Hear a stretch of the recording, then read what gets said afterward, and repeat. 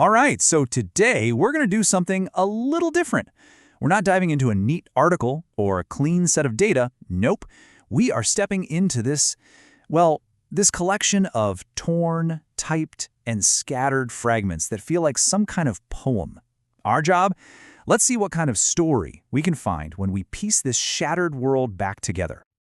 Okay, let's just jump right in. Now, your first impulse, right, is to try and read this from left to right, top to bottom. But that's just not going to work here. It's a total mess, torn up, broken into these separate little islands of text. So instead of trying to read it, let's think of it more like a map of ideas. We're going to explore it. So there's actually a name for this kind of thing, visual poetry. And really, the only thing you need to know is that how the words look on the page, their shape, where they're placed, all that empty space around them, is just as important as what the words are actually saying. It's all part of the message. To get our bearings in all this chaos, let's start with the most concrete, most tangible images we can find in these fragments. We're going to start with the outside world, the city, and the crowds of people living in it. And as we start sifting through these pieces, a few really clear themes about city life just pop out. There's this obsession with crowds and their weird habits, this creeping feeling of paranoia, like you're being followed. Then you get these sudden flashes of violence. And all the while, there's this quiet, almost cold observer watching the whole thing unfold. And what's so interesting here is the contrast, On the one hand, you have this really aggressive, almost childish fantasy. Someday I will really burn my friends' houses. But then right next to it, you get this tiny, whispered, anxious thought. Hope nobody was following us. It's like the city is a stage for both these really loud threats and these really silent fears, all at the same time. And here's where that observer's voice gets really sharp. This piece talks about the habits of crowds, calling them dumb, and totally unaware of their own impotent self-criticality. It's such a detached, supercritical look at how we act when we're all together in public. The poem's sense of geography is also really deliberate. Look at this structure. You have the city of Concord, then you move out to the suburb, and then just far. It's literally mapping out a geography of power, moving from this controlled Concord center way out to the edges. This isn't just any city. It's a territory with some very clear lines drawn. Okay, so we've walked the streets, we've seen the crowds. Now the poem does something really cool. It turns the camera around, right?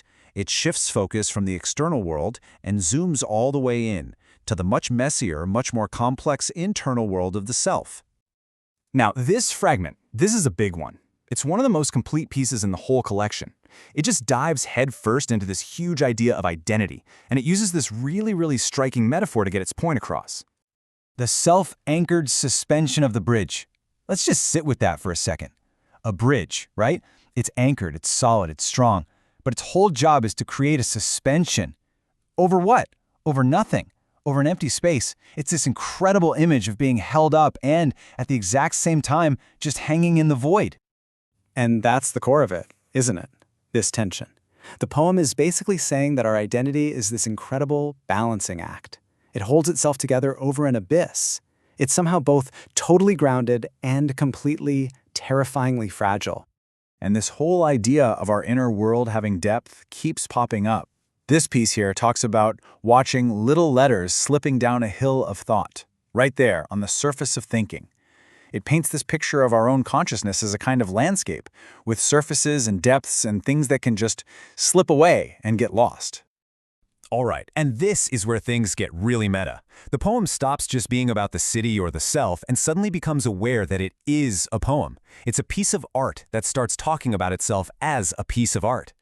You can't get much more direct than that, can you? The text is literally saying, hey, look at me like a museum piece, not just some contemporary thing. It's putting itself in a frame for us, asking us to look at it like it's a curated artifact from the past. And this slide just perfectly illustrates that feedback loop. The text says the context is witnessing images. And what are we doing right now? We are literally witnessing the images of these texts.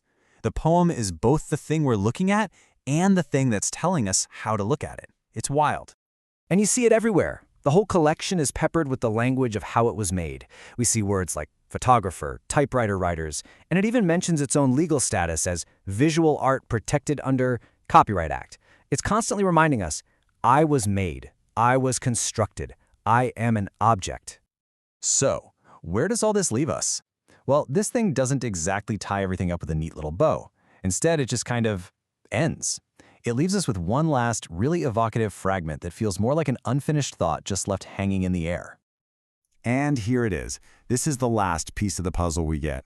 And you can just feel how different the tone is, right? It's so much smaller and quieter than all the anger and anxiety we saw before. Woebegone, but not out of luck and left behind. Pursed lips are not a refusal. Wow. There's so much sadness in that word, woebegone, but it's immediately pushed back on with resilience, not out of luck. And that last line is just so powerful. Pursed lips, silence. It doesn't have to be a no. It could be someone just thinking, or waiting, or quietly holding on. You know, in the end, a work like this is kind of like a mirror. We followed these paths through the city, deep into the self, and even through the idea of art itself. But the final story, well, that's not for the poem to decide. It's left for us to put the pieces together. So the real question I have for you is, looking at all of this, what story do these fragments tell you?